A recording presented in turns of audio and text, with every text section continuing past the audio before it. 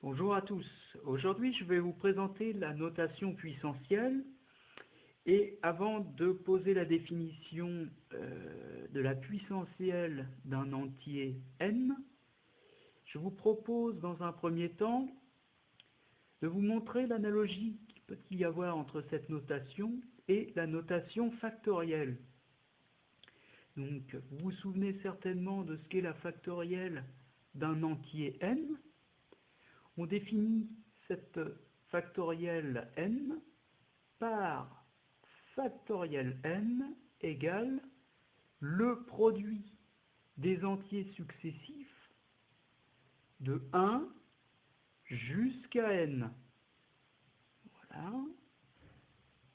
jusqu'à n.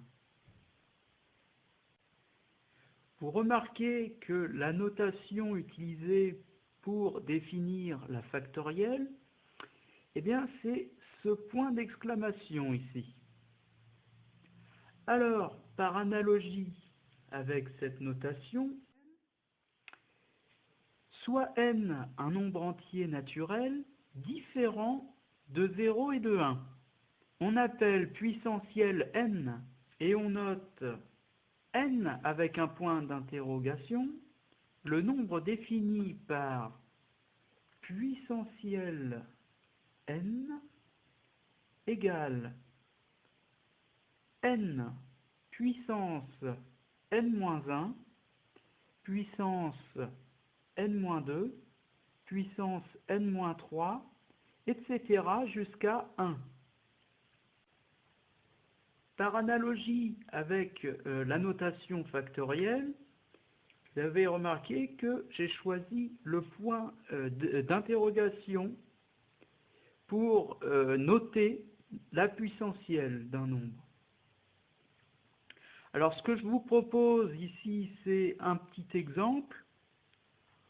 On va prendre la puissentielle de 4, par exemple. Donc, puissentielle 4 est donc égale à 4. Puissance 3, puissance 2, puissance 1. Alors, lorsqu'il s'agit de puissance en cascade, comme c'est le cas ici, la priorité opératoire s'effectue de la façon suivante. Il faudra commencer par calculer cette puissance-ci, 2 puissance 1, puis ces puissances-là, puis enfin cette puissance-là. Au final, nous aboutissons donc à 4 puissance 9. Avant de finir cette vidéo, je tenais à vous montrer quelques propriétés concernant la puissentielle. Alors, je vais vous en montrer uniquement 2, et je vous invite à aller sur mon blog pour voir une liste de propriétés plus vaste. Alors, la première propriété, c'est une propriété élémentaire, si je puis dire. C'est la suivante. La puissentielle de n est égale à n puissentielle n-1.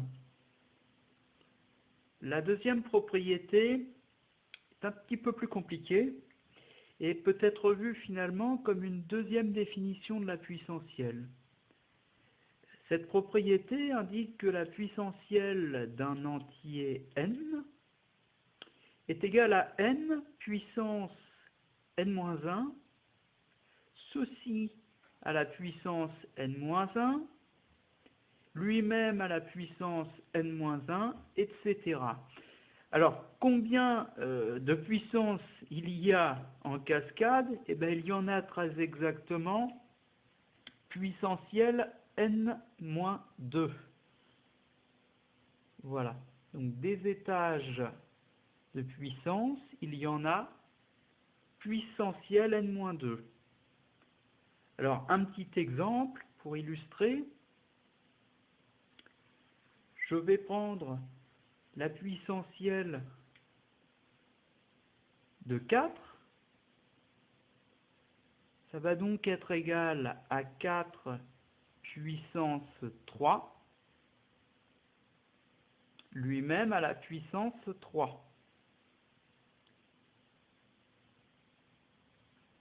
Deuxième exemple à présent, la puissance de 5.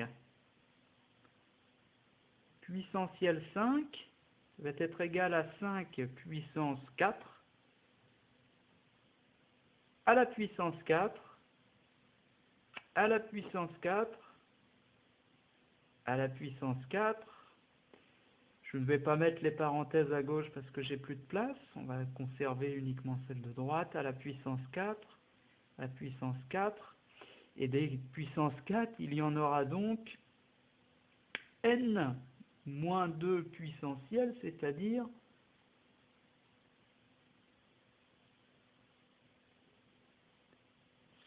moins 2 puissentiels. Et la puissentielle de 3, c'est égal à 9. Il y aura donc 9 étages de puissance 4. 2, 4, 6, 7, 8, 9. À la vue de cet entier, qui est un entier qui commence à être assez grand, on peut se demander finalement quel est l'intérêt de la notation puissentielle, puisqu'arrivé à un certain niveau, les entiers n'ont plus vraiment de sens physique. Alors, ce que je vous propose, et ce sera l'objet d'une prochaine vidéo, ce sera de vous montrer le lien qu'il peut y avoir entre la puissentielle et les nombres premiers. Donc je vous invite à cette prochaine vidéo. Et en attendant, bien n'hésitez pas à réagir sur mon blog dont l'adresse va apparaître dans quelques instants. Merci pour votre attention et à très bientôt sur mon blog. Au revoir.